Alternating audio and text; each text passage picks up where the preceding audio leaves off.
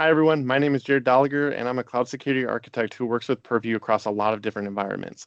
And today I'm going to be talking about what's in my Compliance Manager toolbox and talking about Compliance Manager.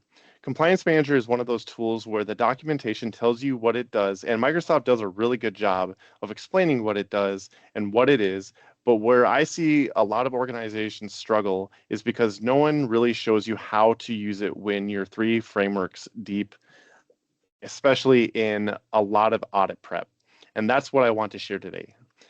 I'll cover three things about how I scope an assessment, how I drive improvement actions without drowning in them, and then some views I open the very first time I open up Compliance Manager in Purview. The problem that I kept hitting.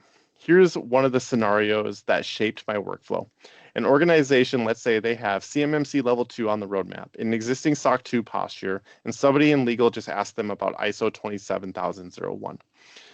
Three frameworks with overlapping controls and a finite number of engineering hours. The mistake I used to make was treating each framework as its own project. Compliance Manager's whole point is that you don't have to.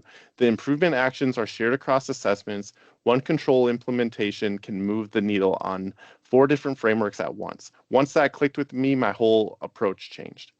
Now, one thing to set straight before I dig in, Compliance Manager works with your existing audit and GRC tools, not instead of them. It's the Microsoft side piece where it helps you organize your evidence, map out the controls, and hand it off cleanly to whatever else you're running for formal attestation. Think of it as the connective tissue between your Microsoft environment and the rest of your compliance stack. So I'm going to give a quick little demo, but let me show you what that looks like in the portal. I'm going to zoom in here because the Purview UI has a lot going on.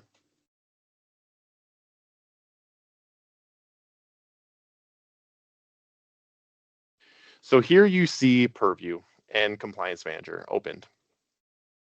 Right when you open up the dashboard, you are going to see this overview, and it's going to be your compliance score. And right now, I have, I think, 3 or so different assessments going on. And so you see that I have achieved about 202 points out of the 9,000 or so points that I can achieve here. And when I highlight over this little bubble here, it says that your points contribute to your compliance score based on controls managed by your organization. So what that means are the things that I have remediated based on the different improvement actions that Microsoft is giving me here that you kind of see in this little window here.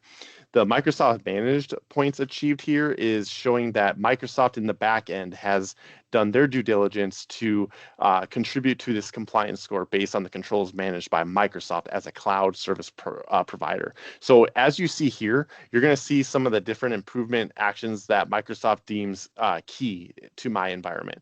And you see that 9. Now remember, this is a demo environment, so I don't have a lot in here that I have gone through. Now, so right here, there are a couple when you first set up Compliance Manager that Purview will set up for you. And it's really nice. So you see this AI baseline assessment, and then you'll see this data protection baseline for Microsoft 365. Those are some of the default ones out of the book. The one that I chose to put here was the SOC 2 assessment, which is, I think, one of the more popular frameworks to that a lot of companies go over.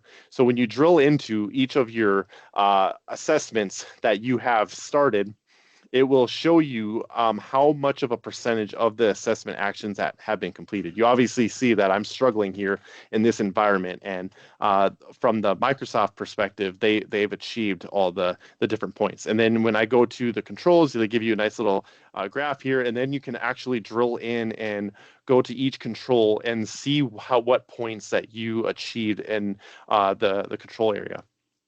And then you can go into your details and you can see some about. And then the big one here is your improvement actions. And this is where you start making points. And you obviously see right here that some points are bigger than others. So like this one is create and apply a retention policy. Obviously, that's a big one that I'm not meeting right now. So when I drill into it, I'm like, okay, let's get some more information out of this. So what I'll do is you'll drill into a recommendation, and then it tells you how to implement it. And then once you go and implement it, you will submit your evidence here, and you can do a document or a link, and then after a while it'll be reviewed, and then you'll get points after it passes it, where it'll say the implementation status as implemented.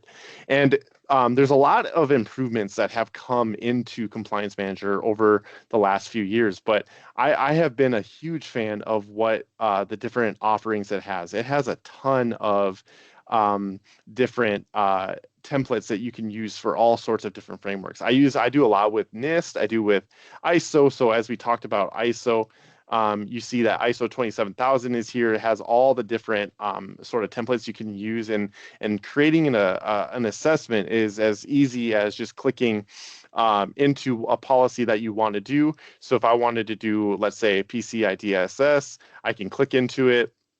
I can kind of review here what I want to do.